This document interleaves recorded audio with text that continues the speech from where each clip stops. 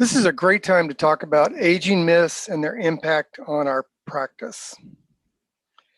Baby boomers continue to influence the life stages that are going on. And these life stages impact your practice as each one of these baby boomers ages into the next phase of their life. They are going to influence how retirement is viewed and how retirement is experienced.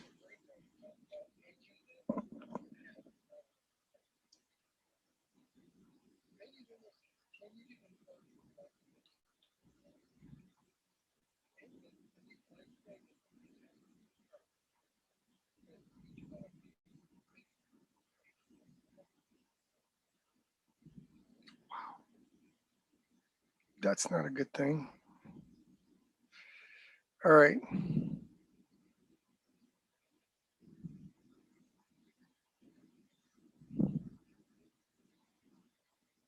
Let's go back and do it again.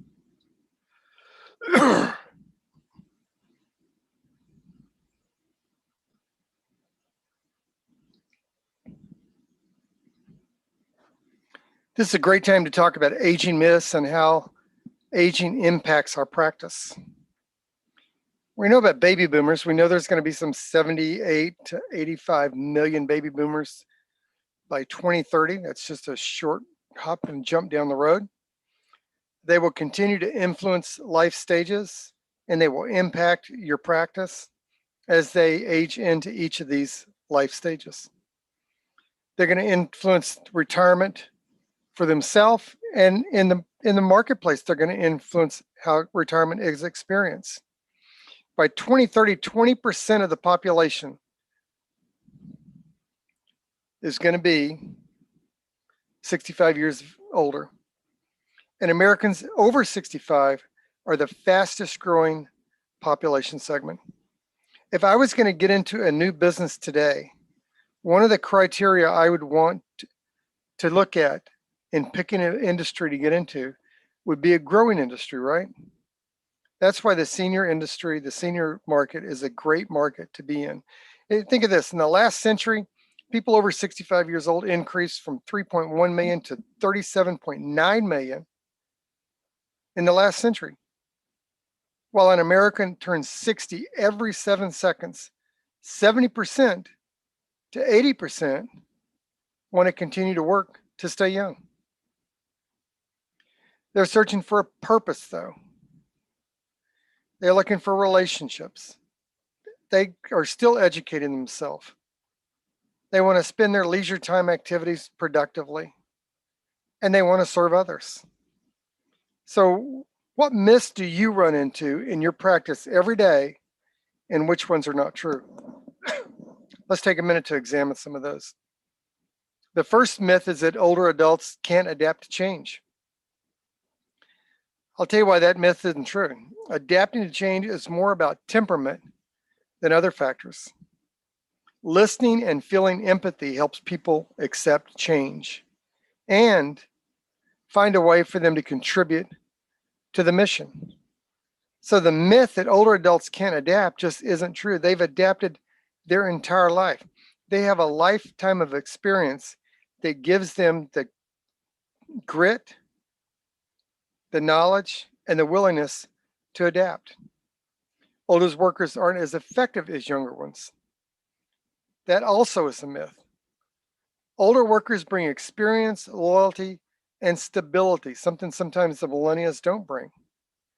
Their physical strength changes, so manual labor could be a little more difficult. But a lot of times older workers have good reflective and creative skills, and new research indicates that brains become more creative with age. That's why you want older workers. Older workers experience significant memory loss. That's another myth.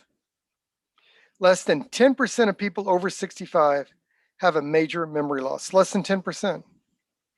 Most memory losses result from disease or negative effects of medication, and memory impairment isn't a characteristic of normal aging. You see that all the time. Politicians out there are 80 years old and still in office. Older adults can't learn new information. I can tell you that is a myth, unquestionable myth. Older adults learn by determining an individual's pace. So we can enhance an older person's learning ability by just paying attention to their pace, by creating a good environment for hearing and seeing and motivating them to learn. Older adults want to relax and live a life of leisure. That may not be true, my friend. Most want to be involved in a meaningful and productive activity. Many times they want to volunteer but have trouble matching skills and experience with opportunities. Retirement is not purely about leisure, and if we fail to recognize this, we'll lose an army of people who can make a difference, a tremendous difference in our society. Let me ask you this: what myths have you carried into your practice that limited your growth or the services available to your senior clients? Think about predictable buying behaviors, those products and services that your senior clients are going to purchase anyway. I call it anyway money. Many of those behaviors are predictable. And since we already know what most of them are going to do, what most of them are going to purchase, we know when they're going to make those purchases, and we know where they're going to get the funds to pay for those services, then it's best for us to have a full understanding of the aging issues that our clients are going to experience and for them and their spouses. For example, if someone's turning 65 or 66 years old, we know there's three things they're going to do almost without exception. We know they're going to sign up for Social Security. We know 80% are going to automatically get on Medicare. And we know that 80% of those are going to sign up for some kind of supplemental plan. We know what the plans cost. They're filed in every state. We know where they're going to get the money for it. A male turning 65, his wife usually about 62 years old. They're already paying $12,000, $18,000, $24,000 a year for health care. When he goes on Medicare, he's going to reposition $2,000 of that money over to pay for a supplement. The balance of that money will be used to buy the wife a standalone health plan, which would be $8,000 to $12,000 a year. And the rest of that money from that $24,000 is going to go back in their pocket. So we already know where they're going to get the money to pay for it. And there's something else we know. We know when that few years later, when that wife turns 65 years old, she's going to age into Medicare, and we'll repeat the process again. You already know these three things about your aging clients. We know they sign up for Social Security. We know they'll automatically be enrolled in Medicare. We know 80% are going to purchase that supplement at some type. We know where they're going to get the funds from.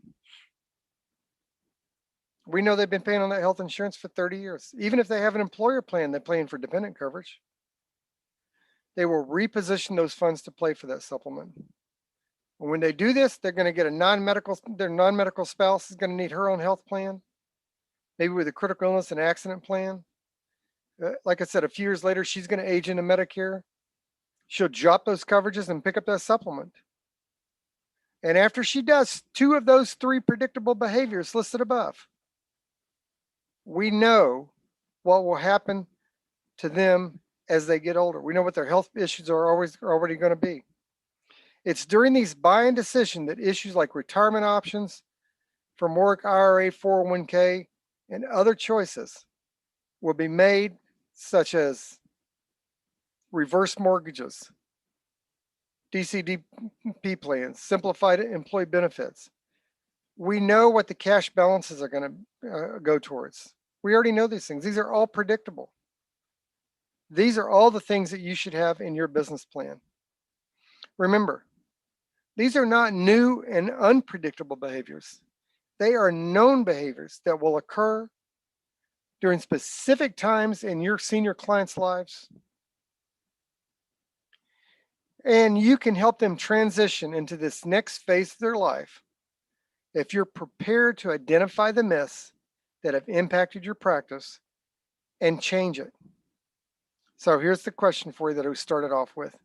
Which of these predictable buying behaviors have you encountered with your clients, and which ones did you miss that other advisors can pick up? Is that what you're planning on doing? I hope not.